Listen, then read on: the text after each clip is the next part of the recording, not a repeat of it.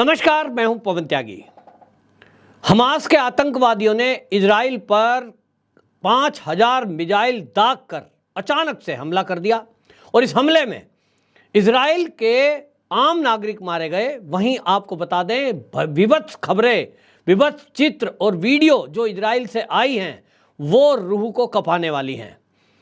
इन Hamas के आतंकवादियों ने चारों तरफ से घेर कर हमला किया, यहां तक कि पैराशूट के जरिए अन्य एरिया में ये जो हमास के आतंकवादी है जिस तरह से उतरे, उसको देखते हुए ये कहा जा रहा है कि ये मात्र एक आतंकवादी हमला नहीं है, इसके पीछे पूरी फिलिस्तीन और पाकिस्तान, ईरान और यहां तक कि चीन के होने के भी आशंका जताई जा रही है।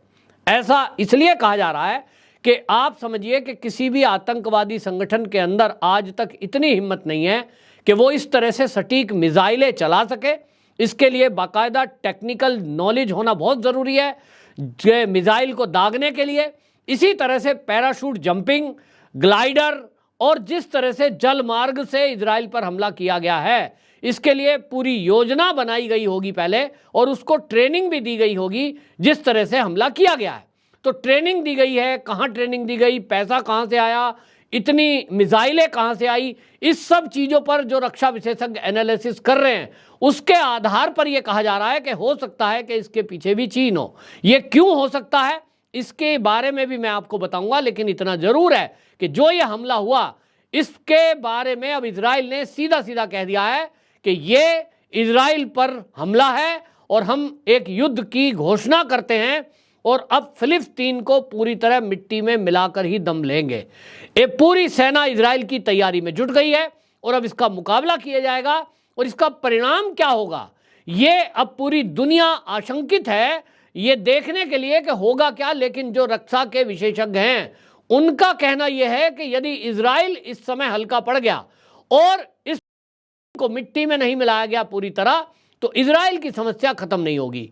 यह आतंकवादी हमला नहीं है, ये कई देश को मिला जुला कर ये आतंकवाद है और इसकी जो ये इस समय योजना बनाई गई है ये भले ही एक मस्जिद के नाम पर बनाई गई हो, लेकिन इसके पीछे बड़ी योजना है और बड़ी योजना ये है कि अगर इजराइल इस समय फिलिस्तीन पर हमला करता है, क्योंकि उसकी मिसाइलें गिरेंगी, तो ये एक नैरेटिव चलाया जाएगा पूरी दुनिया में कि देखिए इजराइल ने जो मिसाइल गिराई हैं वो आम पब्लिकों को मार रहा है। फिर वो वीडियो आएंगी, फिर वो फोटो आएगी, फिर यूएन आएगा, फिर नाटो देश आएंगे और आप देखेंगे कि नैरेटिव चलाया जाएगा। और ऐसा कई वीडियो फोटो में दिखाई दे रहा है कि जब इजराइल बदले की कार्रवाई कर रहा है, अपने देश की रक्षा के लिए मिसाइलें छोड़ रहा है, तो वहां के नागरिक वीडियो बनाने में पहले लगे हुए हैं। यानी पहले से तय है कि जब इजराइल की मिसाइल आएंगी तो आपको वीडियो बनानी है, आपको उसे दुनिया के प्लेटफॉर्म पर ले जाना है। और इसके लिए जो रणनीति बनाई गई है हमास के द्वारा वो ये बनाई गई कि आम कॉलोनियों में उन्होंने बाकायदा कॉलोनियों में, मकानों में, ऊंचे जो फ्लैट हैं, अपार्टमेंट हैं, वहां मकानों के अंदर रॉकेट लॉन्चर बनाए हैं, पैड बनाए हैं जहां से रॉकेट छोड़े जा रहे हैं ताकि अगर बदले की कार्रवाई हो तो पूरा अपार्टमेंट गिरे। कई मस्जिदों के अंदर से इस तरह के हमलों को अंजाम दिया जा रहा है और जब इजराइल बदले में वो टारगेट कर रहा है उस स्थान को जहां से मिसाइलें छोड़ी जा रही है, तो फिर उसका नैरेटिव चलाया जा रहा है पूरी दुनिया में और इस्लामिक देशों में कि देखो भाई इजराइल जो है हमारे धार्मिक स्थलों पे हमला कर रहा है। आप समझिए कि ये बहुत बड़ा षड्यंत्र है। इजराइल को ऐसा फंसाने की कोशिश की जा रही है कि इसमें जो इस्लामिक कंट्री हैं वो कहीं ना कहीं हमास के साथ खड़ी हो जाएं, फिलिस्तीन के साथ खड़ी हो जाएं। और वो कब हो सकती हैं? जब एक नैरेटिव चलाया जाएगा कि देखिए हमारे तो धार्मिक स्थल को तोड़ दिया गया था जो, और इस वजह से हमने जो है हमारी मस्जिद को ध्वस्त कर दिया गया था, इसीलिए हम ये कार्रवाई कर रहे हैं और अब इजराइल बदले में फिलिस्तीन के अंदर की मस्जिदों पे भी हमला कर रहा है। इजराइल के पास रास्ता क्या है? अगर आप किसी घर में खड़े होकर वहां से रॉकेट छोड़ते हो और लगातार इस कार्रवाई को करोगे तो बदले में उस घर का ध्वस्त होना तो जरूरी है। हमने ये कश्मीर में भी ट्रेंड देखा। कश्मीर में आप देखिए जब आतंकवाद चरम पर था, और आज भी ये काम करते हैं आतंकवादी यदा कदा, कि किसी भी घर में वो घुसेंगे और घर वालों की मर्जी भी होती है बहुत बार कि वो उनको ठहराते हैं। आज नहीं, वो 80-90 के दशक में ये रहा है, मोदी सरकार के आने के पहले तक हमने देखा है कि कश्मीर में किसी घर में आतंकवादी छुपा है और अगर ऑपरेशन सेना के द्वारा किया जा रहा है तो सेना की दिक्कत यह है कि वो एक ही झटके में 5 मिनट के अंदर ऑपरेशन को खत्म कर सकती है बिना किसी कैजुअल्टी के। और वो तरीका क्या है? एक हैंड ग्रेनेड मार दे, रॉकेट छोड़ दे एक, और एक रॉकेट मारे और मामला खत्म, बिल्डिंग ध्वस्त। कई देशों में तो यही होता है, लेकिन भारत में आप देखते हैं कि जब भी कभी किसी घर के अंदर कोई आतंकवादी छुपा हो, कई बार सेना का वो ऑपरेशन कई दिन चलता है। 3 दिन हो गए, 4 दिन हो गए, क्योंकि वो जो आतंकवादी घर के अंदर है उसको खाने पीने रहने यहां तक कि सोने तक का इंतजाम है। क्योंकि 4 जने अगर आतंकवादी घुसे हैं तो एक अभी गोली चला रहा है खिड़की से, बाकी आराम कर रहे हैं, और सेना बाहर खड़ी है। और कई बार अगर सेना ऑपरेशन करना चाहे तो सैनिकों को वो गोली भी लगती है। यही योजना बिल्कुल बनाई हुई है। आप देखिए, एक ट्रेंड चला दिया है, महिलाओं को बच्चों को आगे करो, फिर उनकी फोटो वीडियो वायरल करो और ये नैरेटिव चलाओ कि देखो महिलाओं और बच्चों पे हमला किया जा रहा है। भारत के अंदर भी हमने देखा, सीएए के प्रोटेस्ट के समय भी इसी तरह की बातें आई, कृषि आंदोलन में भी इसी तरह किसानों को आगे किया गया, ताकि अगर पुलिस बल प्रयोग करे तो कहेंगे साहब किसानों पे डंडे चलाए जा रहे हैं। एक ये जो तरीका खोजा गया है, अब ये एक नए तरीके का नैरेटिव और नए तरह का एक वार शुरू हो गया है। ये भारत के लिए भी खतरे की घंटी है। जिस तरह से इजराइल पर हमला हुआ है, अगर इसको पूरी तरह नहीं कुचला गया तो फिर कल पाकिस्तान में जो आतंकवादी संगठन है वो भी आज छुपकर भारत में हमला करते हैं, फिर वो खुलकर करेंगे, क्योंकि उनको एक नैरेटिव समझ में आ गया कि सेना से ट्रेनिंग लो, सेनाओं से हथियार लो और उसके बाद पैसा लो, और फिर बिना आर्मी की वर्दी पहने आर्मी के रूप में वो जो हमला करेंगे। अभी कह रहे हैं हमास के आतंकवादी हैं साहब, लेकिन है तो आदमी ना, सोच तो वही है ना, और उस सोच को लेकर के वो चल रहे हैं। तो उनके पास हर वो हथियार है जो किसी एक आधुनिक सेना के पास होता है। तो फिर आतंकवादी की सपोर्ट में ये जो हथियार आए हैं, ये कहां से आए, किसने दिए? क्या उन्होंने खुद बनाए? नहीं, आतंकवादियों की तो कोई फैक्ट्री है नहीं। फिर वो जो टेक्निक है और जो ट्रेनिंग है वो किसने दी? रक्षा विशेषज्ञ जो है वो इस बात को कह रहे हैं, वो कह रहे हैं कि आपको बता दूं, इसके पीछे जो पता लग रहा है कि इसके पीछे पाकिस्तानी ट्रेनिंग देने वाले लोग हैं। ये चीजें खुल करके सामने आ रही है। ये चीज आई है कि पाकिस्तान की जो वहां ट्रेनिंग देने वाली चीज है, वो जो सेना है उसने इसको ट्रेंड किया है इन लोगों को, और हथियार और पैसा ईरान के जरिए आया है। और यह आशंका जताई जा रही है कि इस सबके पीछे ईरान को मदद करने वाला, पाकिस्तान को मदद करने वाला, इस काम के लिए तैयार करने वाला वो चीन है। अब आप सोच रहे होंगे, जैसा मैंने कहा कि चीन का क्या मतलब है, तो आपको याद होगा भारत के अंदर G20 जो सम्मेलन हुआ, इसमें जो एक कॉरिडोर बनाने की बात पैरेलल सी पैक के बराबर में बनाने की हुई कि भाई एक तो चीन बना रहा है, वो पीओके से होके गुजरेगा, पीओके से हम गुजरने नहीं देंगे। इसके अलावा दक्षिण एशियाई देशों में एक कॉरिडोर बनाया जाए जो कि मुंबई से लेकर के और वो रूस तक जाएगा, और इसको देखते हुए दक्षिण अफ्रीका देशों को भी इससे जोड़ा गया। ये जो है कॉरिडोर जिसके बारे में बात हुई, ये कॉरिडोर जो है इजराइल के बिना पूरा नहीं हो सकता। एक बड़ा भाग इजराइल से होकर के गुजरता है, और इसी में आपको बता दें, इस इकोनॉमिक कॉरिडोर को देखते हुए ये आशंका है, क्योंकि इससे फायदा किसका है? अगर ईरान जो इजराइल में डिस्टरबेंस है और इजराइल में अगर लड़ाई झगड़ा चलता रहता है, ईरान में और ये जो डिस्टरबेंस रहेगी, तो इसका फायदा क्या होगा कि वो जो इकोनॉमिक कॉरिडोर बनाने की बात भारत में हुई है वो नहीं बनेगा, और नहीं बनेगा तो इसका सीधा लाभ किसको मिलेगा? चीन को मिलेगा, क्योंकि चीन जो अपनी परियोजना चला रहा है वो उस योजना में कामयाब रहेगा, क्योंकि वहां तो डिस्टरबेंस है नहीं। पीओके पे भी हालत ये है कि पीओके में हालांकि ज्यादातर लोग भारत में मिलना चाहते हैं, लेकिन वही नैरेटिव चलाया जाएगा। वहां बड़ी संख्या में चीन ने अपने नागरिकों को बसाया हुआ है। एक अनुमान के अनुसार 1 लाख नागरिक चीन के, वो वहां जो सीपैक योजना है उसको बनाने में किसी को इंजीनियर बताया जा रहा है, कोई मजदूर है, इस तरह से बसाए हुए हैं। यानी भारत की सेना जिस दिन हमला करे अगर पीओके वापस लेने के लिए, तो फिर ये नैरेटिव चलाया जाएगा कि साहब हमारे जो है आम नागरिकों को मारा जा रहा है।